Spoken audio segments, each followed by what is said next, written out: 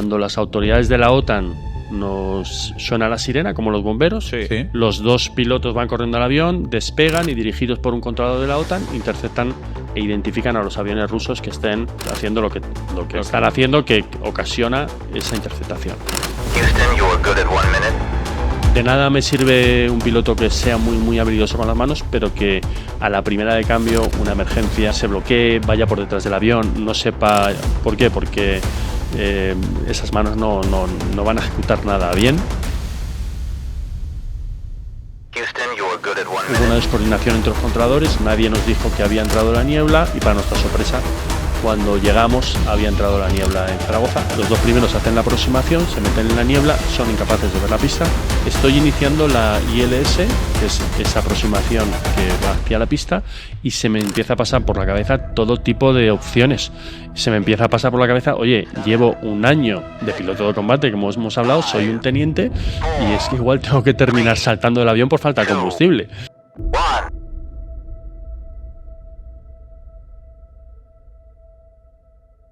Bienvenidos a un nuevo episodio de Life School Podcast. Hoy tenemos un invitado que desayuna adrenalina por la mañana.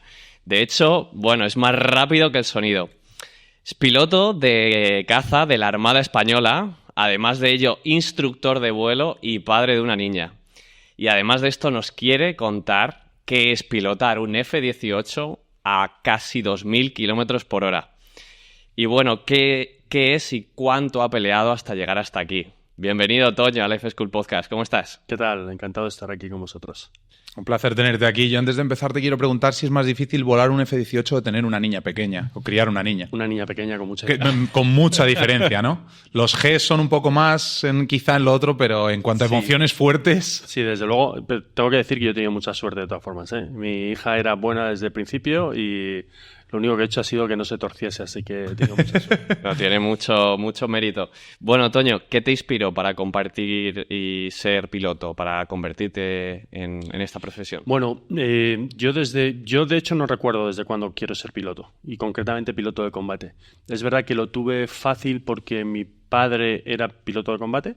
Ah, mira. En Zaragoza. Mis primeros 7 años yo viví en Zaragoza, en la base aérea de Zaragoza, y viví rodeado del ambiente del Ejército del Aire. Mi padre era piloto de combate igual que yo del Ejército del Aire. Y bueno, pues viví viendo a mi padre un poco como un Superman que se bajaba de aquellos aviones que hacían un montón de ruido y que hacían maniobras imposibles mientras estábamos nosotros abajo esperando con mi madre. Así que desde muy pequeño siempre tuve claro que quería ser piloto de combate. Y si encima sumas a eso que cuando tenía 17 años salió Top Gun 1, pues ya no tenía escapatoria. Con Maverick de por medio estabas totalmente perdido, ¿no? Efectivamente. Joder, qué pasada. ¿Y cómo es el camino? ¿Nos puedes contar un poco resumido? Que me imagino que obviamente es un trabajo muy largo, pero ¿cómo es el camino? ¿Cómo empiezas en esto? Una vez ya lo tienes decidido, ¿con qué edad empiezas tus primeros pinitos? ¿Cómo funciona un poco el proceso?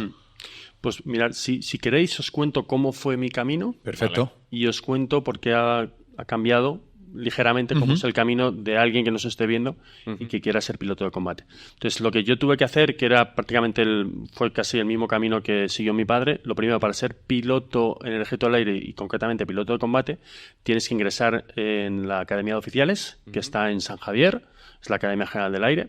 Sabéis que ahora la princesa está en la Academia General Militar, que está en Zaragoza. Sí.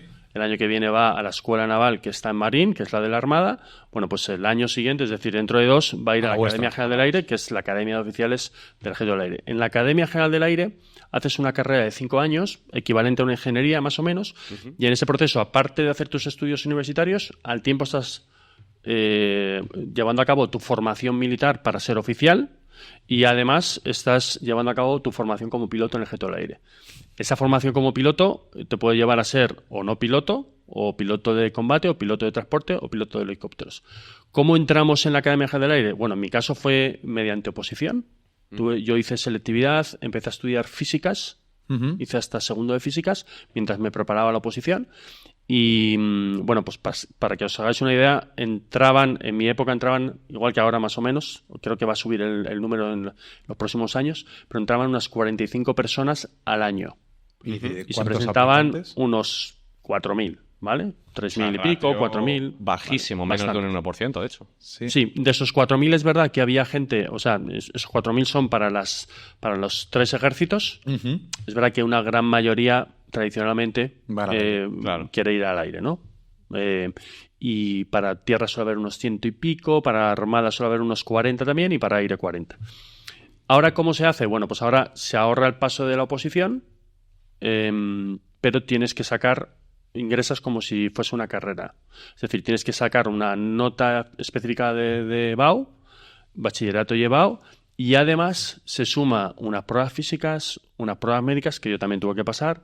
Creo que hay una prueba de inglés, una psicotécnica psicológica, y a pesar de esas pruebas, que son un filtro adicional, si no hubiese esas pruebas, la nota todavía sería más alta, la nota es bastante alta, es de un 12 y pico. ¿Vale? Que es de las más altas, es más que muchas carreras de medicina. ¿Por qué? Pues porque hay muy pocas plazas al año y bueno, pues sí que hay mucha gente que quiere entrar. Cuando entras en la academia, como os he dicho, haces una carrera de 5 años. ¿Cuándo empiezas a volar? Pues hasta tu tercer año no tocas un avión, ¿vale? Y además cuando tocas ese avión hay cierta presión porque en un número de vuelos determinado tienes que ser capaz, o tu instructor de vuelo tiene que tener la confianza en ti de que eres capaz de volar ese avión solo, y te dan, bueno, pues uno de los hitos que pasa en toda la vida de un piloto militar, que es tu suelta, que es la primera vez que te subes solo a un avión, que no hay un profesor detrás, que estás tú solo con el avión y que tienes que ser capaz de despegar y de aterrizar. Y eso lo tienes que ser capaz de hacer, bueno, va cambiando. Yo recuerdo que en mi época eran unos 10 vuelos, ahora no sé si es alguno más. Si no eres capaz, pues bueno, desgraciadamente ya no vas a ser piloto y vas a ser otras cosas. Vas a ser oficial del Ejército del Aire, pero a lo mejor eres de control, o eres de seguridad y defensa, o eres de otras áreas que también son muy necesarias en el Ejército del Aire. Ahora, de esos 45, imaginaros que unos 40, 35 o 40 pasan la primera prueba y ya van a ser pilotos. Bueno, de esos 40 que quedan, en el cuarto curso vuelan una fase de vuelo más avanzada, volando formaciones, haciendo cosas más complicadas, y ahí van a seleccionar a los 15 mejores aproximadamente. Varía, hay años que son 10, hay otros años que son 20, vamos a poner una media de 15, y esos 15 mejores van a ser los que van a ser pilotos de caza. Su quinto año se van a Badajoz, hacen el curso de caza y ataque, que sería como un poco la escuela Top Gun de las películas. Y bueno, y el resto de su promoción, pues unos irán a Salamanca, que es la escuela de transporte, a Granada, que es la escuela de helicópteros, los controladores se van a Madrid a Demacot. Es decir, se reparten en ese quinto año, cada uno hace su especialidad. Y en el caso de que tú quieras ser piloto de combate, que suele ser la mayoría, te irías a Badajoz a volar el F5. No sé si os acordáis de la película de Top Gun, los que hacían de malos, que estaban pintados, eso es un F5. Pues volarías ya un avión de combate antiguo, pero es un avión de combate supersónico. Y bueno, pues ahí es otra prueba, porque normalmente ahí suele haber 1 o 2 bajas. Entonces, pues bueno, es otro obstáculo más que tienes que pasar hasta que por fin te dan tus alas de piloto de combate y te vas a tu primera unidad de combate. ¿Puedes perder las alas de alguna manera? O sea, tú que ya te las han concedido. De muchas, actitud psicofísica, médica. O sea, que te siguen controlando, por así decirlo. Tú, una vez te han dado las alas, te siguen controlando recurrentemente para ver que sigues cumpliendo, por así decirlo, todos los estándares necesarios para un piloto, ¿no? De combate. Es decir, una vez que tú entras en el escuadrón, tu trabajo pasa a ser, aparte de tener tus responsabilidades como oficial, es decir, eres piloto, pero ese no es tu rol, es tu rol principal, pero no es tu único trabajo. Sobre todo en el momento que sales de la academia eres teniente, eres oficial del ejército y puedes tener, pues eres jefe de una sección, de tácticas, de inteligencia, de logística, de lo que sea, dentro de la estructura del ala. Ten en cuenta que en un ala puede haber unas 500 personas, 400, 500, y solo hay 15 pilotos, ¿vale? Hay mucho trabajo que hacer. Y tú además entras no solo como piloto, sino como oficial, que vas a entrar, pues de los 500 a lo mejor solo hay 50 oficiales, ¿vale? Entonces, aparte de tu rol de oficial en el ala, tienes que seguir un plan de adiestramiento que lo que significa es que vas a estar haciendo vuelos de entrenamiento que te van calificando.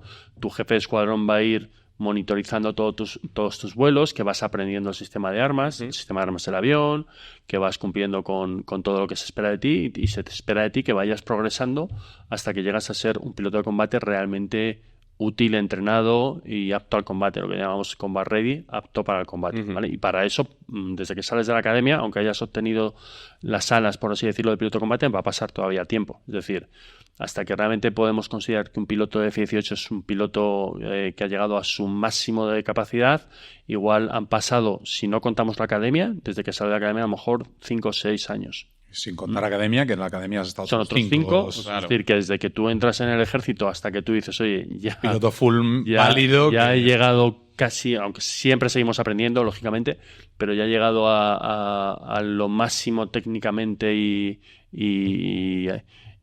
como habilidad de vuelo, pues pueden pasar eso, unos 10 años. Bueno, y cuéntanos, esto un poco como también montar en bici la primera vez, ¿no? Esa primera experiencia de montarte, bueno, ponerte el mono, la máscara, montarte en ese F-18, o bueno, hecho, el primer avión que te diría ese primer vuelo en el que pasas el corte. Claro. ¿Cómo fue? ¿Qué sintiste tú? ¿Qué sensación? Pues mira, yo recuerdo que primero estás, claro, os he dicho 2 años que no tocas un avión. Claro. Estás viendo a tus compañeros de academia, a los cuales, bueno, pues al principio eres el nuevo, el que acaba de entrar, pero luego ya, cuando estás en segundo, ya empiezas a conocer mucho más las dinámicas, ya no eres el nuevo.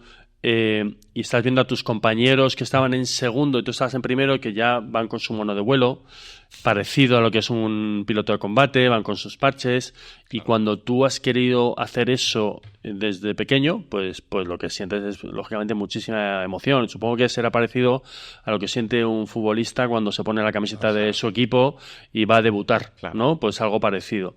Y cuando te llega el día de hacer primero tu primer vuelo con el instructor, un gran sentimiento de felicidad, pero muy tapada por toda la responsabilidad y toda la presión de a ver que tienes encima de decir, oye, he llegado hasta aquí, estoy ya a puertas de conseguir lo que estaba soñando desde pequeño, pero todavía no acabo más que no he hecho nada todavía. Si la cago no sé aquí, si me va a dar bien, y bueno, pues al principio es duro porque te equivocas 1000 millones de veces, el instructor te lo hace saber de 1000 maneras y la presión es muy grande. No, que el fallo puede ser caro, puede ser hasta la vida, obviamente. Obviamente. Y tienes solo 10 clases a lo mejor para demostrarle al instructor que tú vas a ser un piloto válido, ¿vale?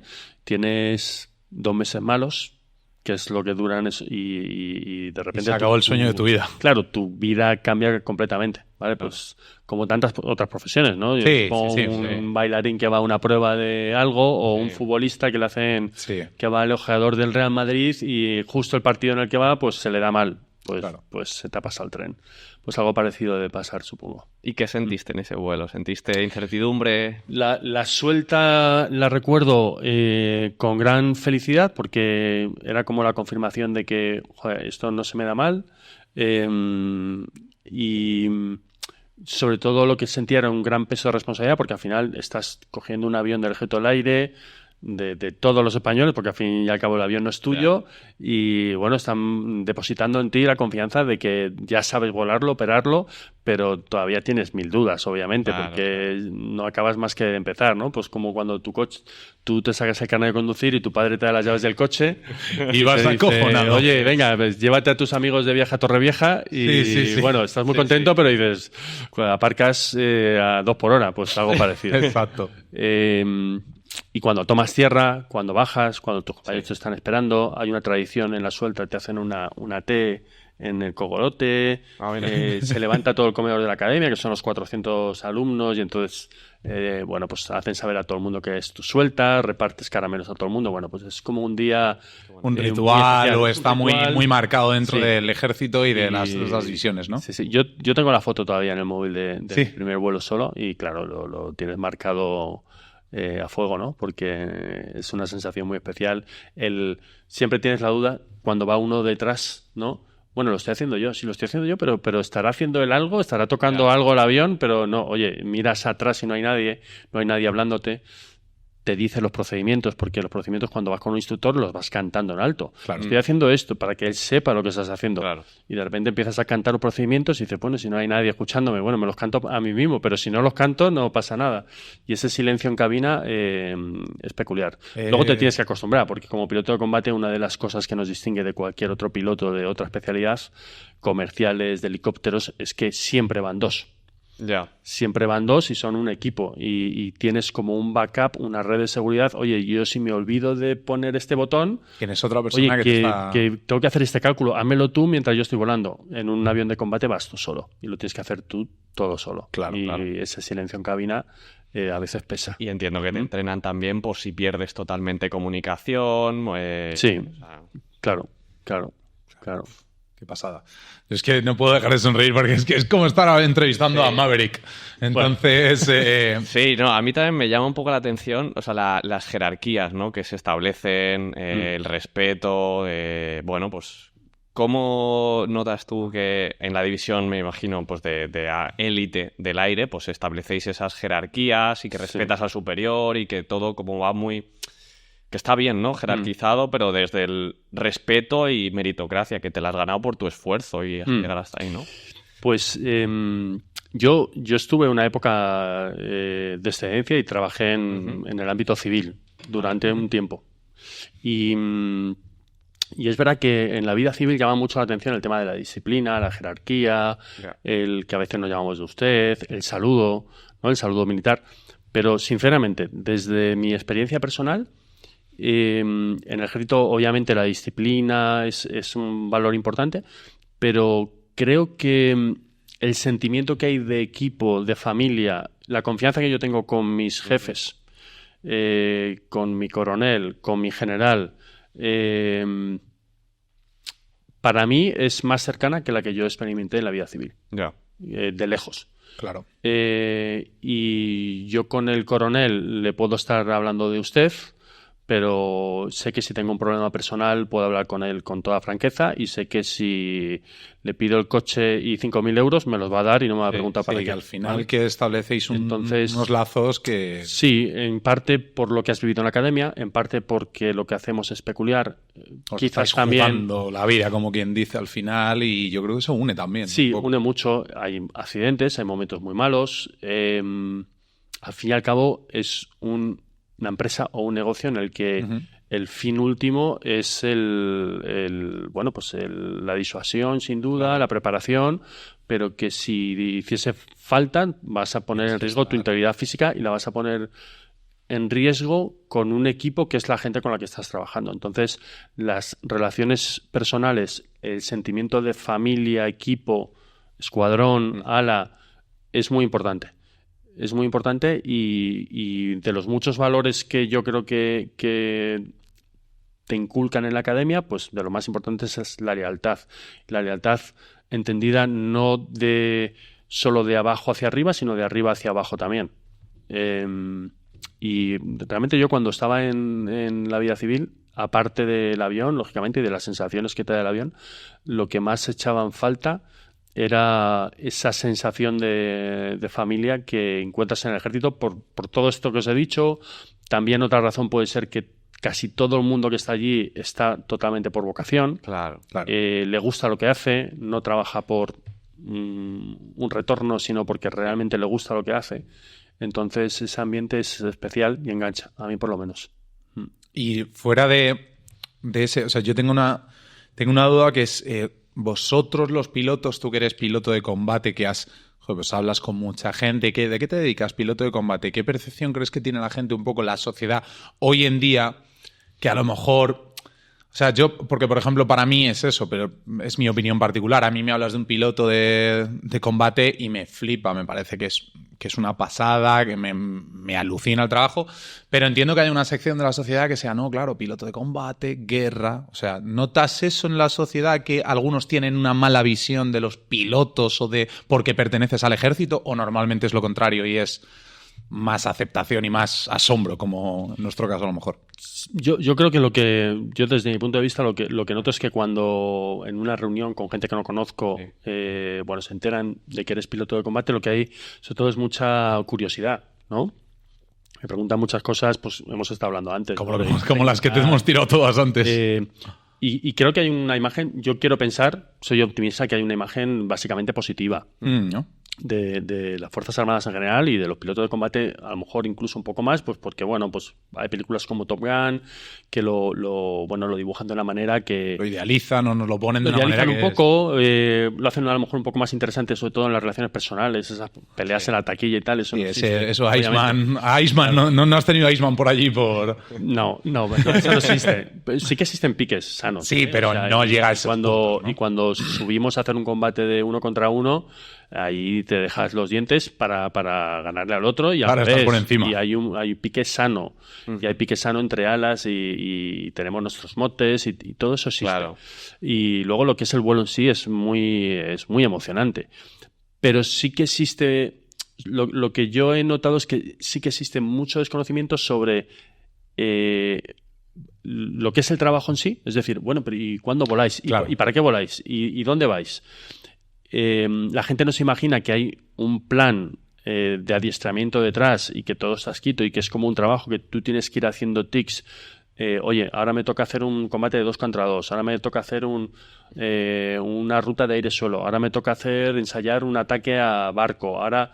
Y tienes mucho que estudiar y que detrás de esas imágenes tan chulas que yo cuelgo en el Instagram y que son muy llamativas, hay muchísimo estudio, muchísimo trabajo, muchísimo sacrificio.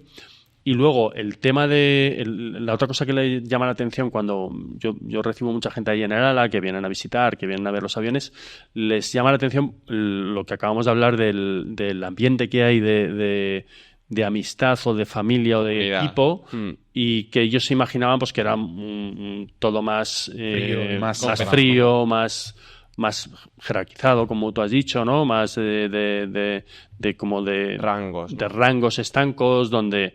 Y luego vas allí y, bueno, pues somos al final un equipo no solo entre los pilotos, sino con los mecánicos, coordinadores, con todo el mundo. Y demás. Ahora nos vamos a Lituania, nos vamos a ir 150 personas y, bueno, pues al final va a ser tu familia durante 4 meses que vas a estar allí, vas a compartir todo, vas a compartir la misión, vas a compartir alertas, vas a compartir comidas, cenas, todo. Entonces, al final... Bueno, es verdad que cada uno tiene su nivel de responsabilidad y al final, pues, el que es jefe de tal tiene que tomar la decisión, pero siempre va a consultar a los demás y siempre va a escuchar a todo el mundo. Pero al final él es el responsable, para bien o para mal. Entonces, de lo que sea. Y ya por entrar un poco más en materia, ¿has estado en alguna situación, digamos, de combate real en tu experiencia? Vale. Vale, combate que puedas real. Compartir, por supuesto, que sabemos que... Vale, claro. Combate real, yo no he estado. El Ejército del Aire sí que ha tenido varias experiencias de combate real. Sí.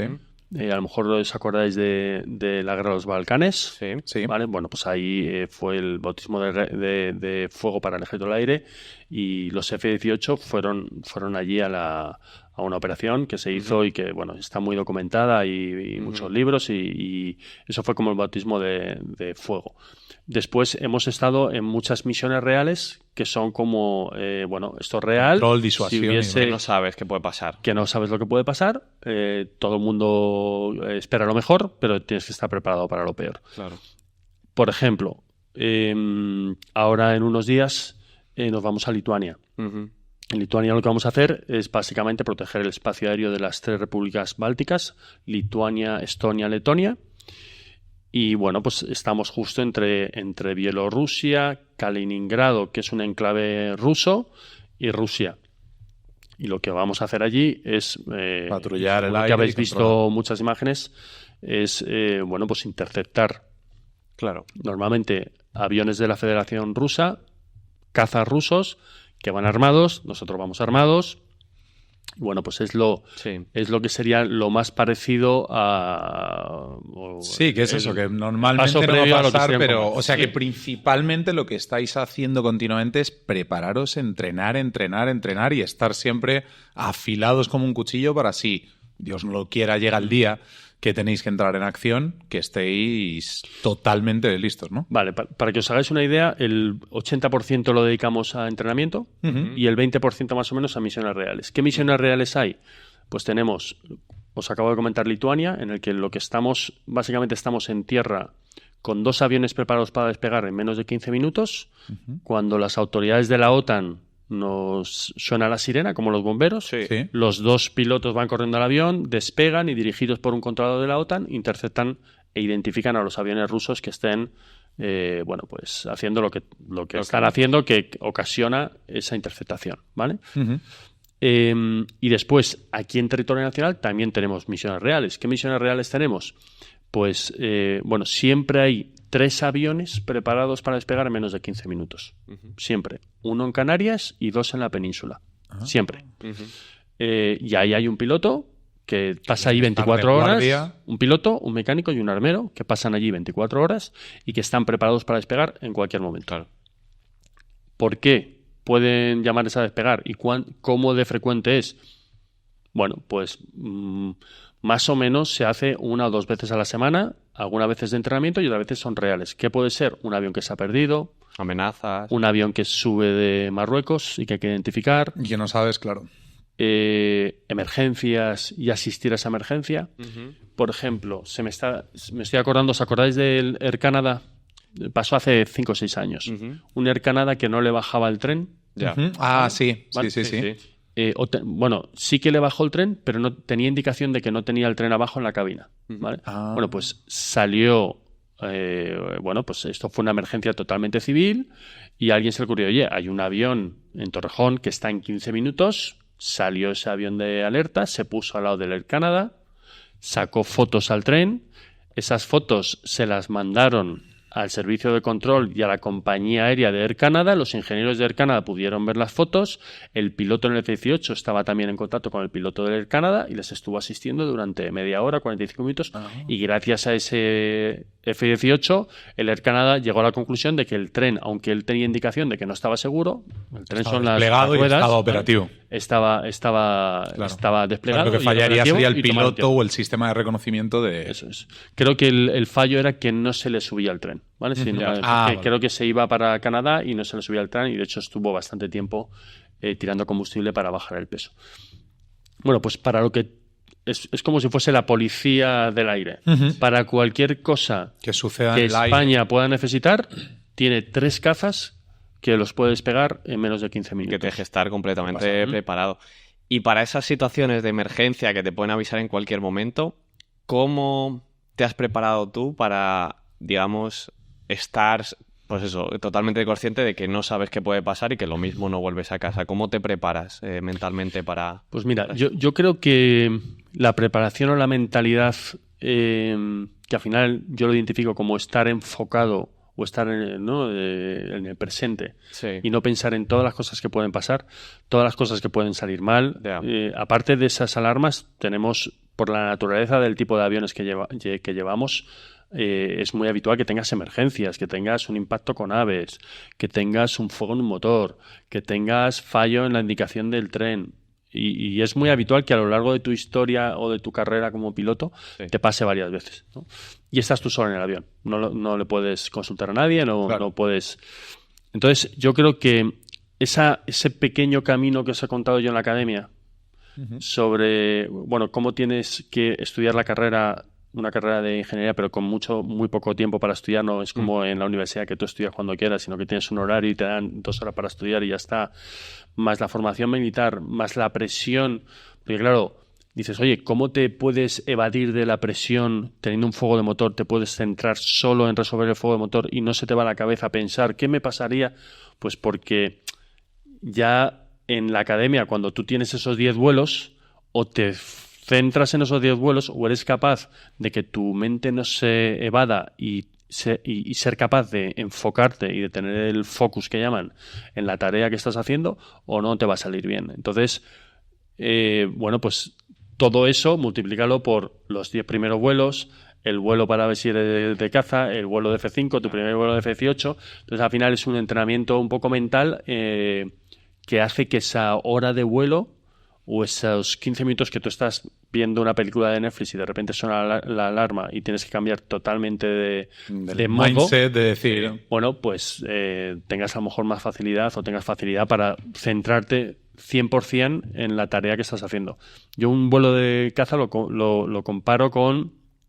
Alguien dijo, es como una partida de ajedrez mentalmente y físicamente como un combate de esgrima o como una clase de spinning, ¿no? Es decir, es muy intenso físicamente y muy intenso también, sobre todo, y yo creo que más incluso que físicamente, mentalmente, ¿no? Porque no te da... Es una hora en la que no te da tiempo a pensar en nada más que no sea volar. Y estar centrado en el avión, con lo cual, bueno... O sea que en ese sentido en la academia también se ocupan mucho de, obviamente, lo importante que es saber los aspectos técnicos y demás, pero imagino que se entrenan mucho la mentalidad de eso, de decir, si estás en un vuelo, ocurre algo y demás, sí, sepas decir, cálmate, céntrate en esto, o sea que os trabajan mucho la mentalidad para que seáis reactivos, sepáis solucionar las situaciones, porque al final es eso.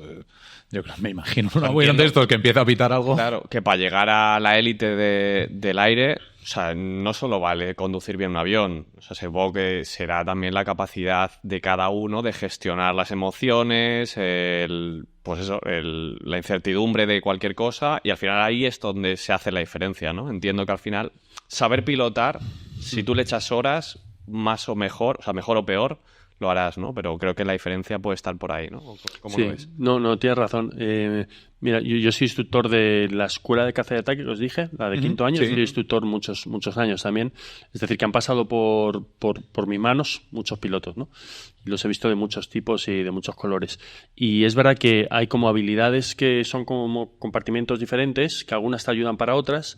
Una que es simplemente la habilidad que tú tienes para volar 100% manualmente. Es lo que nosotros llamamos tener manos. Tener manos es alguien que es muy fino volando, que es capaz de ir en formación cerrada muy estable, que te clava todos los parámetros de vuelo, que le dices, oye, pon 306 nudos y te pone 306 nudos. Mantén esta altura y la mantiene. Eso ayuda mucho. Y eso es un don que tienen algunos y realmente ayuda mucho. Pero casi lo más importante es la cabeza.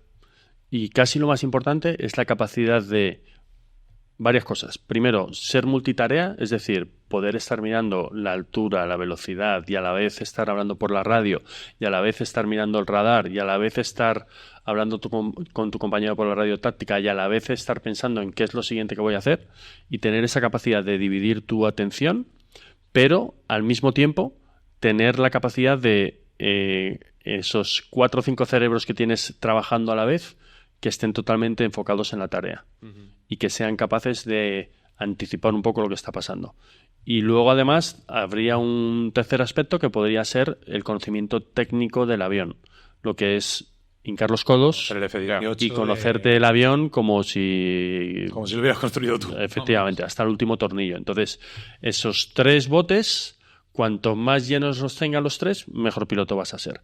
Si tienes 2 muy llenos y el tercero muy vacío, te vas a quedar muy cojo. Hay que balancear un poco para... Claro. Entonces, de nada me sirve un piloto que sea muy, muy habilidoso con las manos, pero que a la primera de cambio, una emergencia, una luz, se bloquee, vaya por detrás del avión, no sepa... ¿Por qué? Porque...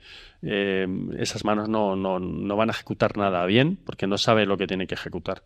Entonces, yo si tuviese que priorizar esas 3, pondría la primera, lo que es la capacidad mental de estar centrado y de no quedarte por detrás de los acontecimientos y del avión, con la atención repartida, luego el estudio y por último las manos.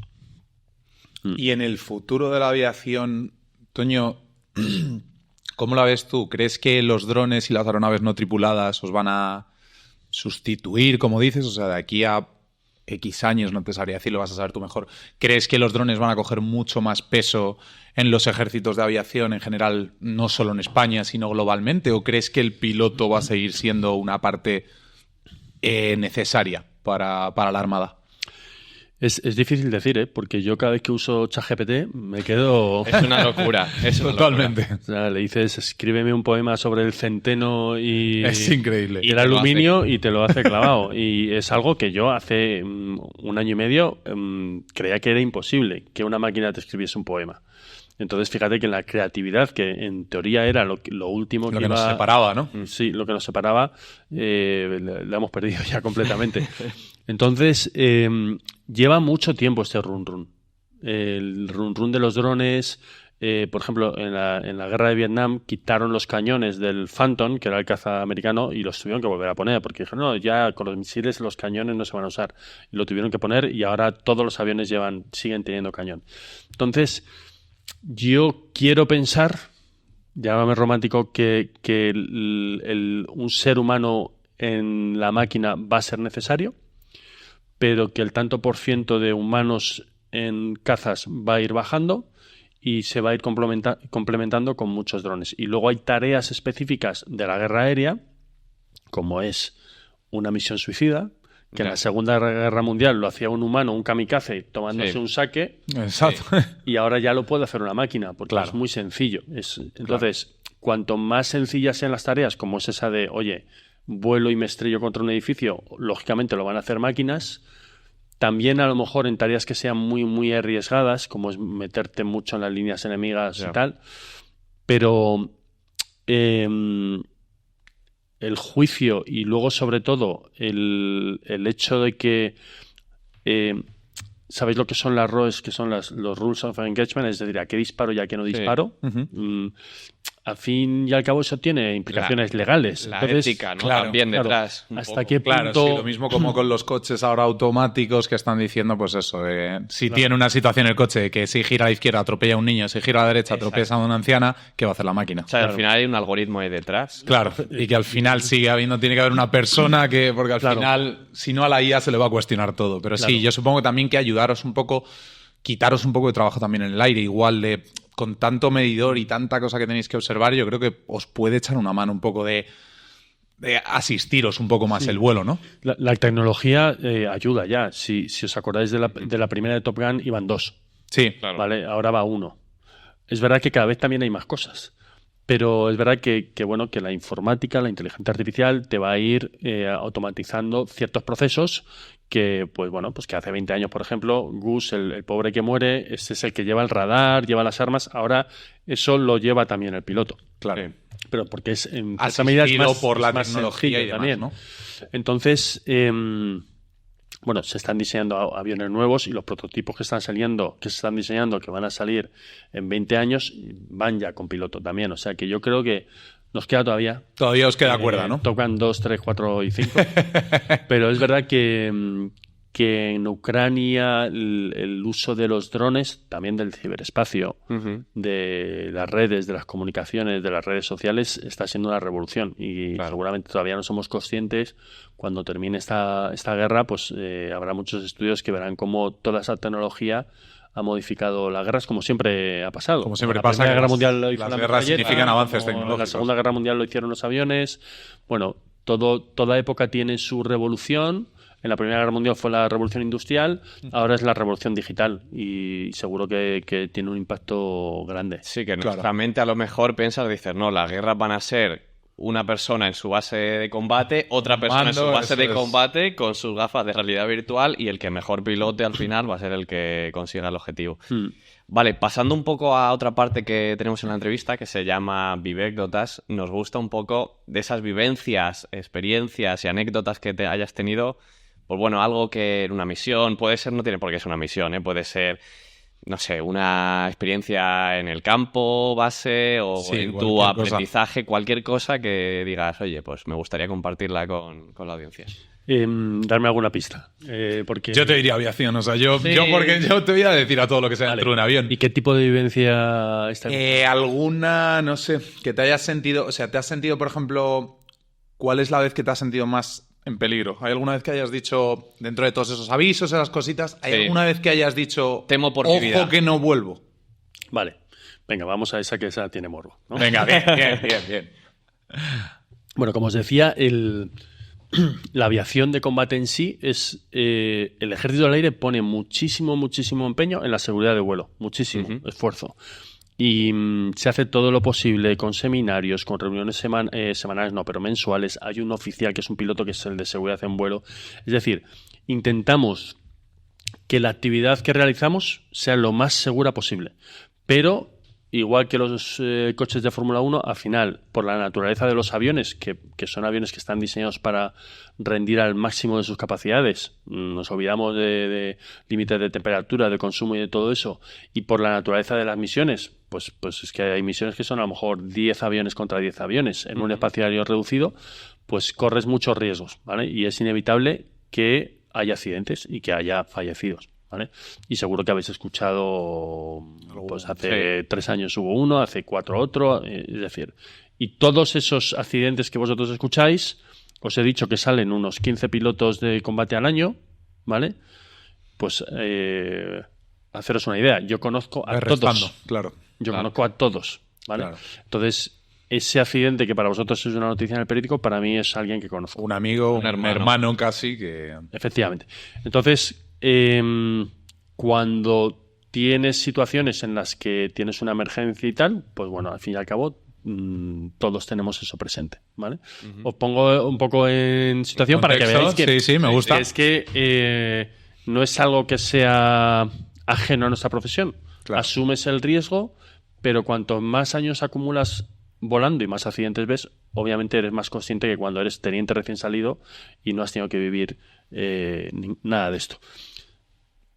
Emergencias he tenido un montón. O sea, he tenido fuego en un motor, se me han parado motores, he tenido impactos con pájaros pues como 3, pero una que yo recuerdo bastante porque era teniente, llevaba solo un año en la unidad, era un pipiolo, y sí que pasé bastante miedo. Bueno, fue una que está relacionada con el combustible, ¿vale? A ver, tú te puedes estrellar en un avión porque estás haciendo un combate aéreo, ¿no? Tipo Barón Rojo, te derriban, saltas en paracaídas y tal. Pero que saltes en paracaídas porque te quedas sin gasolina es como la peor pesadilla, ¿no?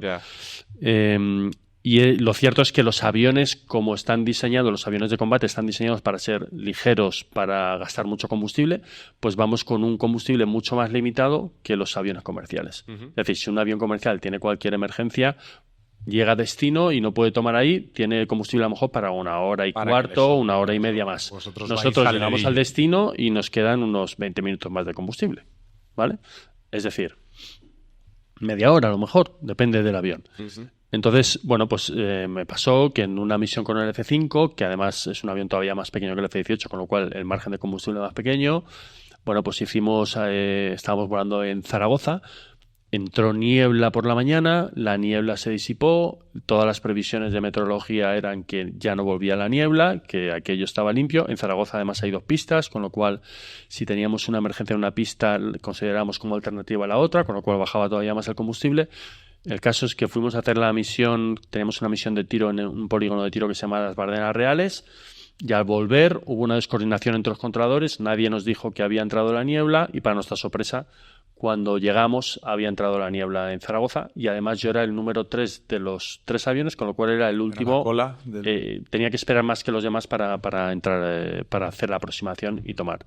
El resultado es que yo estaba escuchando por la radio a los 2 primeros, los 2 primeros hacen la aproximación, se meten en la niebla, son incapaces de ver la pista. Y eran los que yo consideraba los mejores, porque era mi jefe de operaciones y mi jefe de escuadrón, y si ellos no ven la pista, yo no la voy a ver. ¿Normalmente el primero es el que más experimentado en ese...? No tiene por qué, ¿no? No tiene por qué. El líder suele ser más experimentado, pero en esta ocasión, bueno, pues había incluso más diferencia de experiencia. Los 2 primeros que iban, para mí eran, pues bueno, y lo siguen siendo, era mi jefe de escuadrón, mi jefe de operaciones, lo mejor de lo mejor. Entonces yo estaba esperando en la órbita, gastando combustible, mientras ellos estaban haciendo la aproximación y yo rezando para que ellos me dijeran que la pista se veía y que iba a poder yo tomar sin problema. Y mi sorpresa es cuando escucho que están frustrando y que se van a Torrejón, ¿vale? Ellos iban por delante mía, tenían combustible suficiente para ir a Torrejón, pero yo estaba todavía a, pues bueno, unas 15 millas, que son unos 30 kilómetros, dando vueltas, había gastado más combustible que ellos, con lo cual a mí a duras penas me iba a dar para llegar a Torrejón o no me iba a dar para llegar a Torrejón. Entonces, en ese momento, cuando yo escucho que ellos se están frustrando y yo estoy iniciando la aproximación, pues imagínate, todas las ideas que te pueden caber en una cabeza en ese momento, decir, bueno, si yo no llego a Torrejón, haciendo los cálculos para llegar a Torrejón, bueno, a ver si Logroño quizás me pueda meter en Bilbao, pero a ver, ya me veía en los periódicos. Sí o sí tenía que ser otra estación que no fuera Zaragoza, porque Zaragoza estaba inviable por la niebla, pero tenía que intentar aproximar.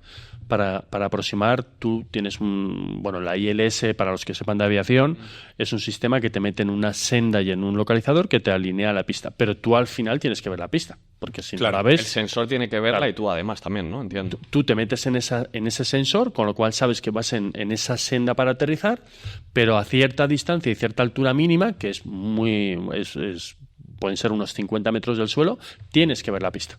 Claro. ¿Vale? 100 metros del suelo, tienes que ver la pista. Si no ves la pista, por seguridad, frustras y te vas, porque si no te puedes dar con un árbol, con la valla, claro, con lo que sea. Porque eso es preciso, pero relativamente. Y además es manual en el caso de aviones de combate. Ya. Entonces, la situación es... Estoy escuchando que los 2 aviones se van a Torrejón, los 2 que me preceden.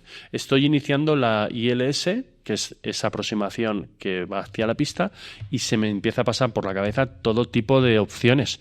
Se me empieza a pasar por la cabeza, oye, llevo un año de piloto de combate, como hemos hablado, soy un teniente, y es que igual tengo que terminar saltando del avión por falta de combustible. Qué ridículo, ¿no? Y voy a salir en todos los periódicos. Y bueno, el caso es que me meto en esa ILS que, como te digo, es manual. Hago la mejor ILS que he hecho en mi vida, con las 2 cruces completamente centradas. Alineado todo. Llego a los mínimos, que es la altura a la que tienes que ver la pista, y no veo nada. O sea, es niebla total. Buah. Entonces, en ese momento que metes motor, dices, bueno, ahora ya paso del plan A, de venga, tengo que ver la pista sí o sí, ¿y ahora qué hago? Según estoy metiendo motor, vuelvo a salir de las nubes, porque la niebla es como una nube que está pegada al suelo, ¿vale? Vuelvo a salir de las nubes, el cielo azul, el sol, todo, pero esas nubes pegadas justo a la pista, a las 2 pistas de Zaragoza. Y cuando estoy empezando a evaluar opciones, veo que a Torrejón ya no llego, digo, bueno, pues no sé, voy a buscar dónde está Logroño, que alguien me asista, a ver cómo lo hago. En ese momento, como si fuese un milagro, las 2 pistas de Zaragoza son paralelas, pero no están a la misma altura, sino que una, donde termina una, justo empieza la otra. ¿Vale? Yo estaba aproximando a la más cercana, entonces, cuando estoy saliendo de la nube, que estoy ya más o menos casi a la altura del final de la pista, veo un agujero en la nube y veo un trozo de pista a la izquierda. Un agujero que estaba pasando justo en ese momento y que en 15 segundos iba a dejar de existir. Entonces, pues bueno, sin pensarlo, me metí por ese agujero, tomé en la pista izquierda, yo estaba yendo a la derecha, en la pista izquierda, le dije a la torre que estaba en tierra, que había tomado tierra, me dijo, ¿tomado tierra en qué base? Digo, en Zaragoza. La torre me dice, imposible, porque la torre tampoco me veía. Ya. Y bueno, pues aparqué el avión, besé el suelo, besé al mecánico... Y ese fue mi primer susto. Claro que esto puede pasar también en un portaaviones, ¿no? No está... Sí, sin duda. Y incluso yo creo que en un portaaviones más común. Tienen que tener bastante susto con de un portaaviones, ahí sí que el susto es mayor. Ahí no te puedes pensar Logroño y demás. En el portaaviones es aterrizo aquí o aterrizo aquí. ¿Es más arriesgado el despegar o el aterrizar en un portaaviones? Entiendo que aterrizar, ¿no? Nosotros no lo hacemos. Entonces lo hace la Armada con los Harrier, pero es otro sistema.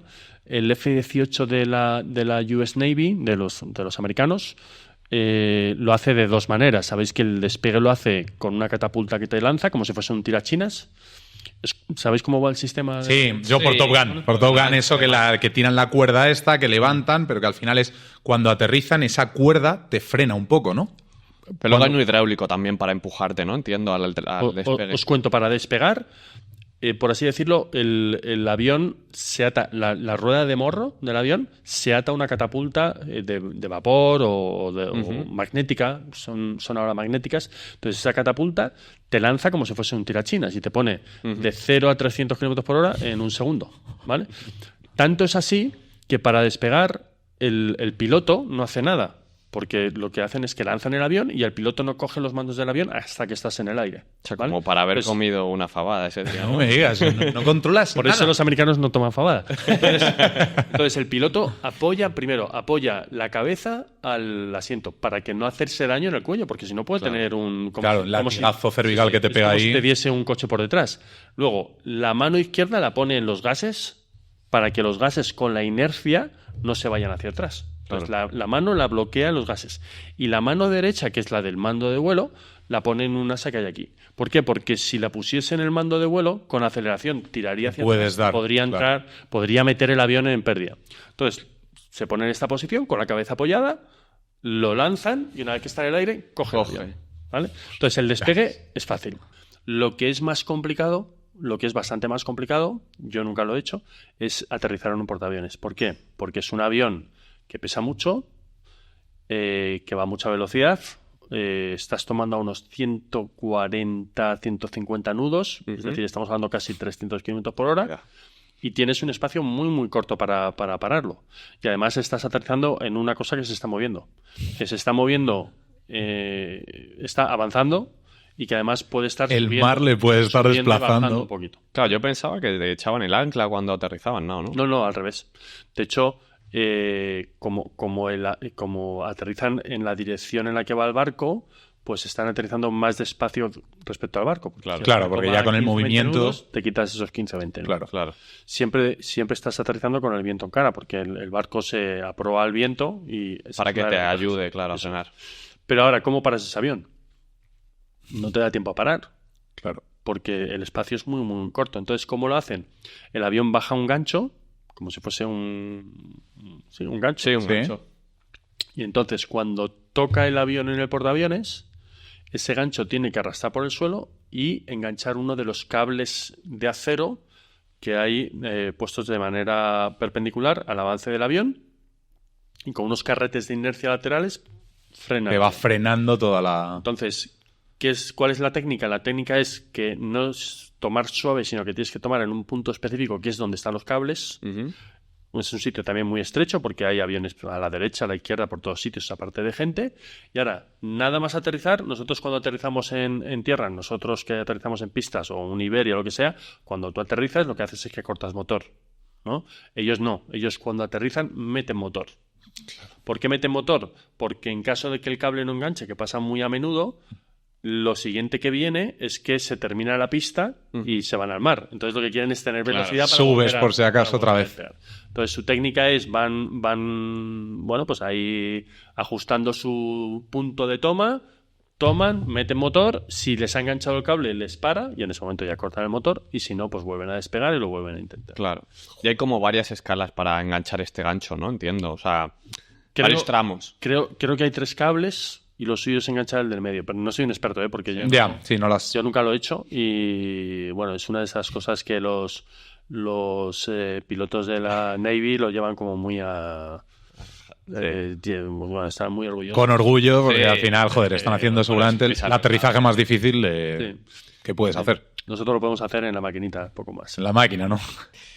Vale, pasando un poco a la parte de habilidades, ¿cuáles son algunas de las lecciones más importantes que has aprendido como piloto militar?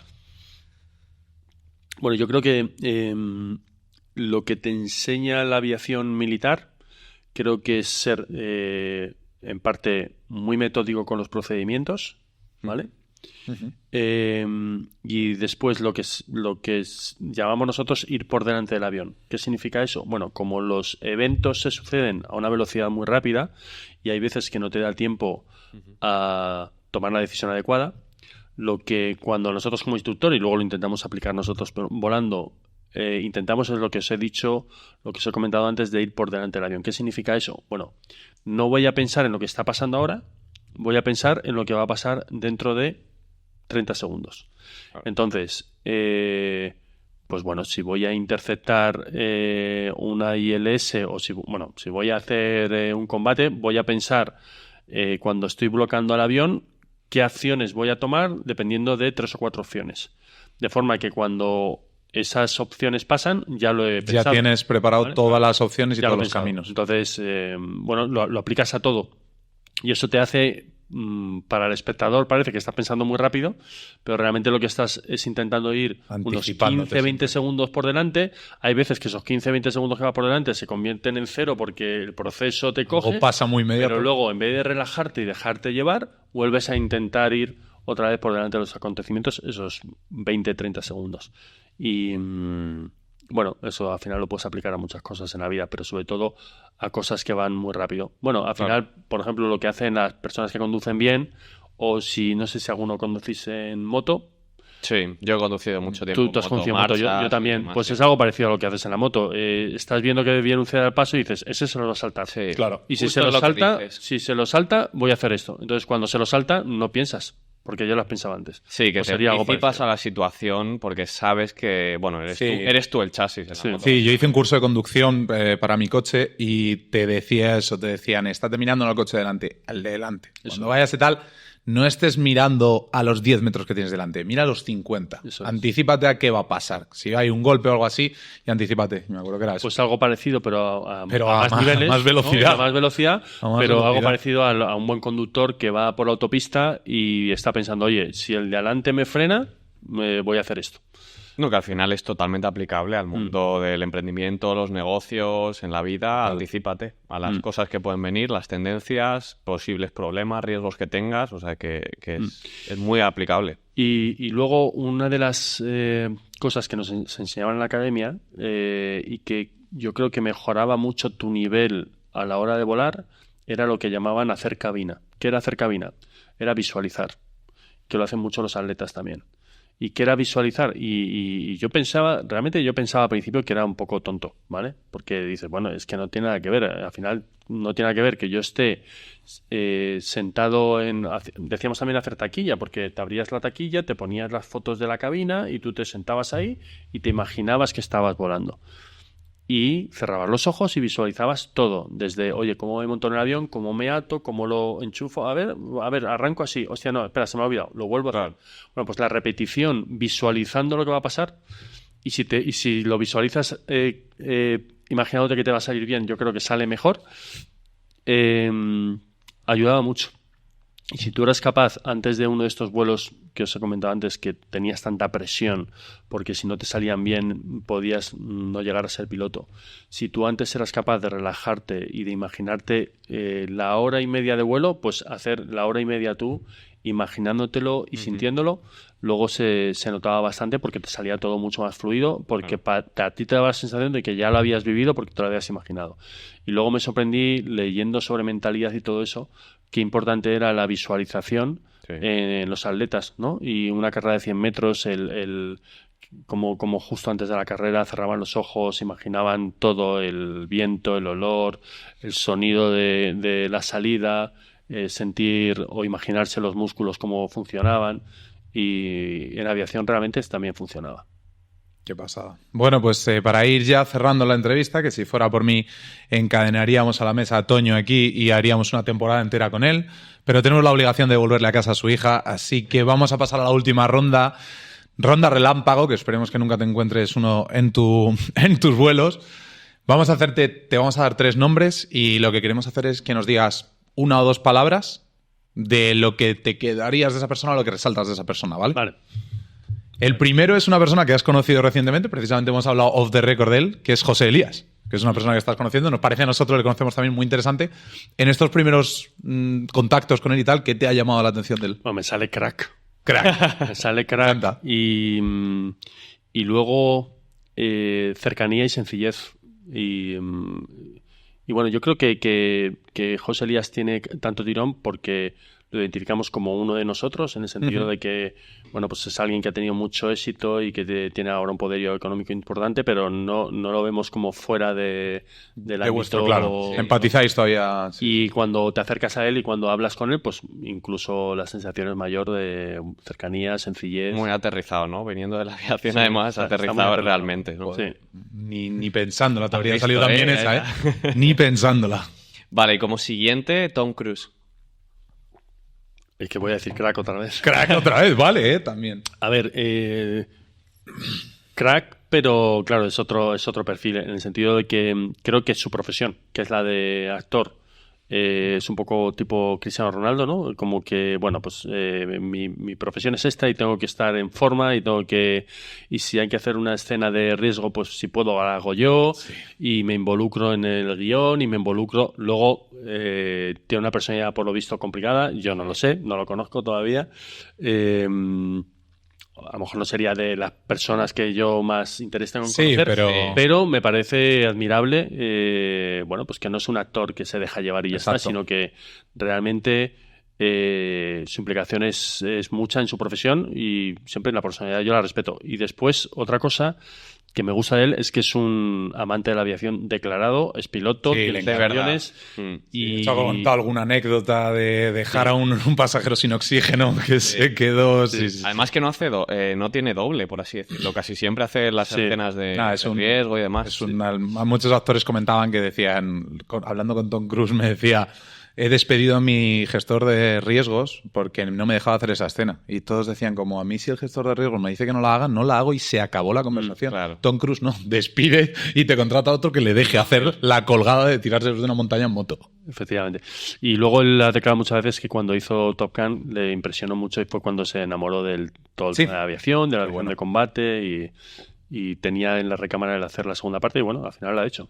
Y bastante bien. O sea, totalmente. Yo no me la esperaba tan buena. Yo me esperaba mucho más un refrito duro o malo que... Fijaros, hay muchos detalles técnicos que estoy seguro que el 99% de la gente no se da cuenta, pero muchos detalles técnicos de Top Gun, por ejemplo, cuando hay un fuego en el motor, todo lo que hacen en la cabina es lo que realmente haría un piloto de F-18 y siguen el procedimiento al pelo. Sí, que es muy fiel. Sí. Cuando hacen esa maniobra que comentábamos antes, que sobrepasan los Gs permitidos del avión o los que te permite sobre el avión, hay lo que llamamos un paddle switch que hay que apretar. No lo comentan en la película, nadie lo sabe, lo sabemos los que somos pilotos de F-18 y en la película sale claramente cómo apretan ese botón que les permite sobrepasar de Gs en el avión. O sea que tiene muchos detalles que hacen que la película sea bastante fiel en muchas cosas, otras son muy fantasmadas. Sí, pero bueno, inevitable, pero sí, que al menos sea fiel en algo. Sí. Vale, y nos queda nada, un último minuto, porque hoy nos hemos ido bastante, es normal. De la última persona de la que queremos que destaques algo es de tu hija. ¿Qué es lo que crees que ha sacado, que dices? Pues mi hija, sobre todo... Que saca de aprendizajes. Que es muy, muy buena persona. Qué bueno. Que al final es lo más importante. Muy buena persona. Y luego que es súper trabajadora. Estudia muchísimo más de lo que yo estudié cuando era niño y sin que nadie se lo diga. Así que bueno, es una crack. No sé si me lo voy a creer, Toño, que estudiando con lo que nos has contado, vamos, yo... Ha tenido un buen maestro, ¿no? No me cuento en milongas que has estado en el top 15, no. Sí. ¿Qué va? Bueno, pues nada, con esto vamos a cerrar. No sé si te queda alguna... Bueno, no sé si rápidamente puedes recomendar un libro, es cierto, una película o una serie y un género musical o un artista. O un artista, algo que... Así rápido. Eso es. Pues mirad, os voy a recomendar una serie. Para mí Breaking Bad es buenísima, lo mejor que hay, ¿vale? Género musical, cuando me preguntan ¿qué música te gusta? Yo siempre digo la buena. Yo no me identifico tampoco ninguno. Soy anti-reggaetón, lo siento. Vale. Yo cada vez un poco más, la verdad. Grupo musical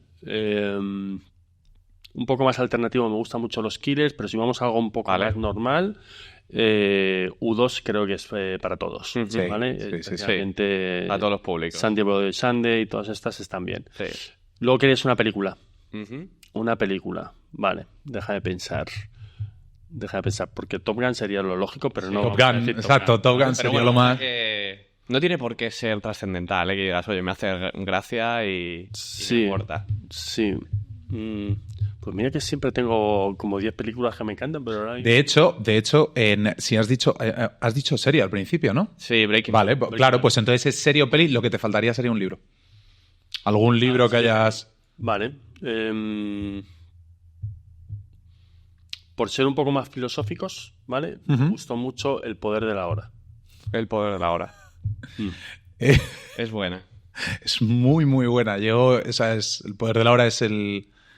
Esto ya es un pequeño y con esto cerramos. Yo tengo una editorial de libros, la de mi padre, y El poder de la hora es nuestro bestseller de siempre. Ha sido nuestra cabeza de lanza, con los derechos en español, sobre todo. O sea, en inglés tienen otros los derechos, pero El poder de la hora, yo llevo viviendo El poder de la hora porque mi padre me lo ha contado y me lo ha vendido. O sea que no puedes cerrar de mejor manera la entrevista, por lo menos para mí. Con esto vamos a cerrar porque creo que es la que más se nos ha ido y yo por mí de verdad que me he quedado más, pero Manu tiene que irse a casa, querido, y te vamos a dejar marchar. A vosotros también, que seguro que seguís ahí. Muchísimas gracias, Toño, por haber compartido con nosotros este rato. Ha sido una verdadera pasada. Una pasada. Y desde luego que te daremos la turra para que vuelvas 100%. Yo encantadísimo. Estrenamos los ladrillos esos de Caravista y... Eso es. Y nada, se me ha hecho corto, chicos, así que... Exacto, hay que repetir y Muchísimas gracias, Toño. Gracias a vosotros, chicos, que paséis buena semana. Nos vemos el lunes. Chao.